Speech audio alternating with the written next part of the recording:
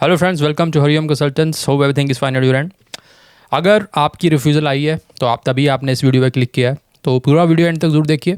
आपके बच्चे बाहर काम करते हैं एंड आपका फिर भी रिफ्यूज़ल आ चुका है, एक बार आया, दो बार आया, देन ये वीडियो आपके लिए। आप पूरा देखिए एंड तक, आपको पता लग जाएगा what are the reasons and how to go with it again. कैसे इसको दोबारा से सॉल्व करें और कैसे वीज़ा लें, राइट।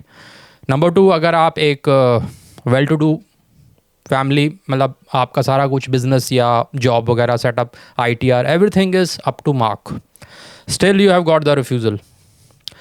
अगर आप एक प्रोफेशनल हैं, बिजनेस मीटिंग करने जा रहे हैं, still you got business refusal, then again this video is for you. तो इसमें बेसिकली हम बताने वाले हैं आपको what are the common reasons right now in 25, जो अब डेट्स चल रही हैं, जिनके अब रिफ्यूज़ल्स आ रहे हैं, उनको कैसे हैंडल किया जाना चाहिए, और अगर रिफ्यूज़ल आ गया तो कैसे फर्दर प्रोसेसिंग करनी चाहिए।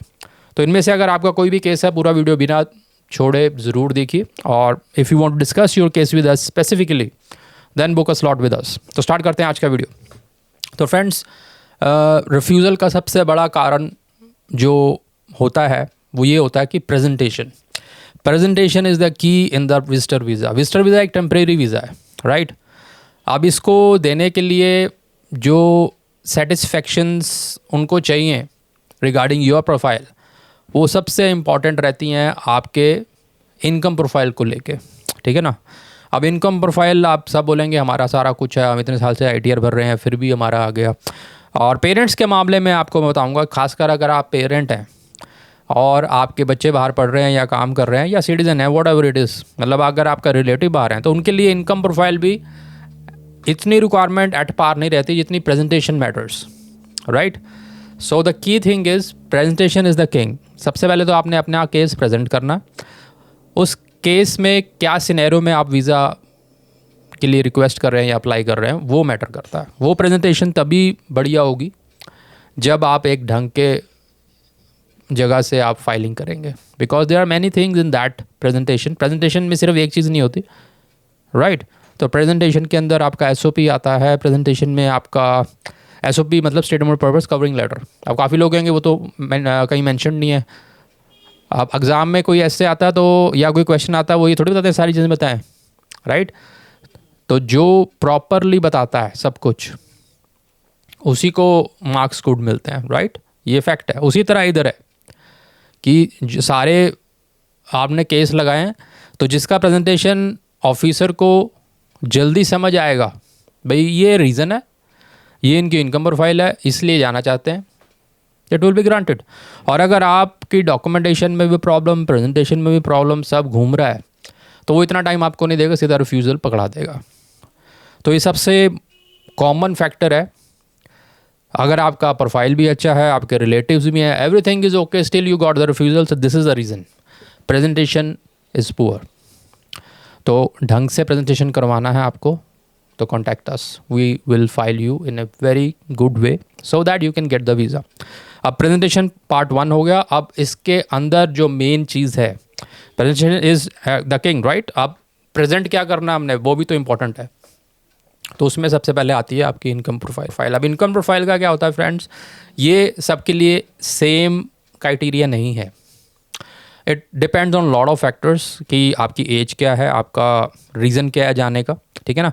यूजुअली क्या होता है, जो इनकम की रिक्वायरमेंट रहती है इनकी is inversely proportion to your age. जितनी कम एज होगी उतनी इनकम की डिमांड एम्बेसी की स्ट्रिक्ट रहेगी, ज़्यादा रहेगी। और जितनी आपकी एज बढ़ती जाएगी उतना जो इनकम प्रोफाइल है ना, उसका जो रिलैक्सेशन आपको मिलता जाएगा। बट हम ये भी देखने को हमें मिलता है कि जो पेरेंट्स हैं 60 अबव, 70 अबव, वो भी रिफ्यूज़ल लेके हमारे पास आते हैं। तो that is a blunder mistake. Parents के केसेस में इस तरह का मिस्टेक होना, that is totally fault on the agent side, right. कि प्रॉपर फाइलिंग नहीं, यार उन्होंने अपने आप कर ली, उनको करनी नहीं आई, ठीक है ना। तो first thing is your presentation, second thing is your income profile. Income profile depends on these factors, reason क्या है, एज क्या है, और डॉक्यूमेंटेशन क्या लगनी है। बट डॉक्यूमेंटेशन में हर एक प्रोफाइल का अलग डॉक्यूमेंटेशन है। अगर आप बिजनेस प्रोफाइल से हैं तो आपका क्राइटेरिया डॉक्यूमेंट्स का अलग रहेगा, ठीक है। अगर आप जॉब प्रोफाइल में हैं तो उनका अलग रहेगा। अगर आप एग्रीकल्चर फार्मर हैं उनका अलग रहेगा। और इन तीनों का रिक्वायरमेंट, इन तीनों का डॉक्यूमेंटेशन इंटायरली डिफरेंट है, ठीक है। तो इसकी डिटेल अगर आप चाहते हैं तो वीडियो बहुत लंबा हो जाएगा, तो if you want separate videos on this comment below, will do that. बाकी अगर आप इनमें से हैं and discuss your case and you have the refusal, contact us, we let you know how to go with it, ठीक है। तो ये दो मेन फैक्टर्स हैं फ्रेंड्स। तीसरा इसमें सर्कमस्टांस आ जाता है, लास्ट में है। सर्कमस्टांस होता है कि किस सिचुएशन में आप डिमांड कर रहे हैं वीज़ा, घूमने के लिए जा रहे हो, ठीक है, तो घूमने के लिए कई फैक्टर्स उनको सेटिस्फाई करने चाहिए कि आप पहले कभी घूमे हो, ट्रैवल हिस्ट्री मैटर हेयर्स। अगर आप घूमने के लिए वीज़ा मांग रहे हैं और आपकी ट्रैवल हिस्ट्री नहीं है और पहले ही आपने ऑस्ट्रेलिया का लगा दिया, सो उसमें क्वेश्चन मार्क आता है अनटिल एंड अनलेस आपका इनकम प्रोफाइल बहुत स्ट्रांग है, ठीक है। इधर भी है, ऐसा मैं बिल्कुल नहीं कह रहा अगर आपकी हिस्ट्री नहीं है तो आपका वीज़ा नहीं आएगा, आ सकता है, हमने लिया है, बट आपकी इनकम प्रोफाइल स्ट्रांग होनी चाहिए। अगर आपकी इनकम प्रोफाइल स्ट्रांग है, पहली बार आप ऑस्ट्रेलिया का वीज़ा लगा रहे हो, सारे फैक्टर्स ओके हैं जो हम चाहते हैं आपकी प्रोफाइल में हो, then you will get the visa without history. But अगर आप एक ओके लेवल में इनकम में हैं, ज़्यादा हाई प्रोफाइल में नहीं है, हिस्ट्री भी नहीं है, then that can affect you, ठीक है ना। आप उसी तरह आप अगर रिलेटिव से मिलने जा रहे हैं, रिलेटिव कौन है, आपसे रिलेशन क्या है, किस कॉन्टेक्स्ट में मिलने जा रहे हैं, क्या रीज़न है, वो मैटर करता है, ठीक है ना। तो तीसरा जो फैक्टर है वो सर्कमस्टांस है, और कई बार सर्कमस्टांस हेल्प भी करते हैं वीज़ा लेने में, ठीक है फ्रेंड्स। सो दीज आर 3 की factors. Presentation is the king, number 1। Second is your income profile, उसका मैंने आपको अलग अलग क्राइटेरिया बता दिए, एक नहीं है, हर एक प्रोफाइल के हिसाब से अलग अलग है, दैट शुड बी सेटिस्फाइड। और थर्ड इज़ योर सर्कमस्टांस। अब इन तीनों में से कुछ भी कहीं भी गड़बड़ हो, आपका रिफ्यूज़ल 100% आएगा, राइट। तो इस पे आपको वर्कआउट करना है, and if you want to process your case through us, let us know. हमारा क्या प्रोसेस रहता है, हम पहले डिस्कस करते हैं केस मीटिंग में, स्लॉट बुक कीजिए and will discuss in detail कि ये सिनेरियो है, right, and this can be improved, right. तो वो सब चीज़ें करके देन वी फाइल, राइट। तो होप आपको वीडियो चला होगा, लाइक शेयर सब्सक्राइब जरूर करें। Thank you very much, bye.